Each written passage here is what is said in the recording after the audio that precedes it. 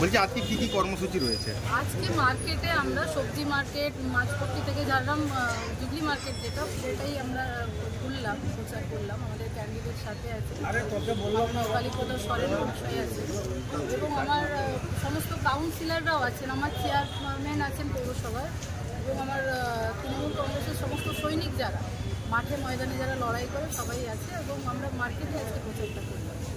বলছি ঝাড়গ্রামের তাপমাত্রা প্রায় 42 থেকে 45-এর কাছাকাছি, সেই জায়গায় মানে প্রচারের ক্ষেত্রে কি মানে কোনো কি বদল আনা হয়েছে? বদল নয়, আমরা তো মাঠে ঘাটে খেটে খাওয়া মানুষজন, আমরা এই এলাকার মানুষজন, তাই আমাদেরকে বাড়তি সেরকম কিছু করতে হয় না। তবে হ্যাঁ, সমস্ত কর্মীদেরকে যেটা বলা হচ্ছে, জল প্রচুর পরিমাণে খেতে হবে, এবং আমরা তরমুজ খেলাম এখনও, যেটা পাবলিকই কিন্তু আমাদের দিকে বাড়িয়ে দিচ্ছে। এবং আমি একটাই কথা বলেছি যে প্রচার অবশ্যই করবো, কিন্তু তার আগে সবাইকে সুস্থ থাকতে হবে, ভালো থাকতে হবে। ভোটের দিনক্ষণ এখন অনেক দেরি আছে, ততদিন আমাদেরকে সুস্থভাবে যাতে প্রচার করতে হবে সেটা ভালো থাকবে। বলছি এই যে আজকে ঝাড়গ্রাম বাজারে প্রচার করলেন, মানুষের কতটা দেখলেন, সাড়া পেলেন? দেখুন, মমতা বন্দ্যোপাধ্যায়ের পাশে সমস্ত মানুষ আছে।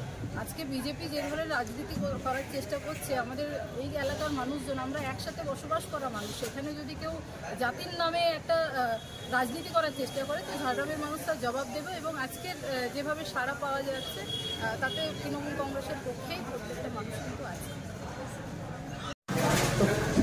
বলছি আজকে কি কি কর্মসূচি রয়েছে?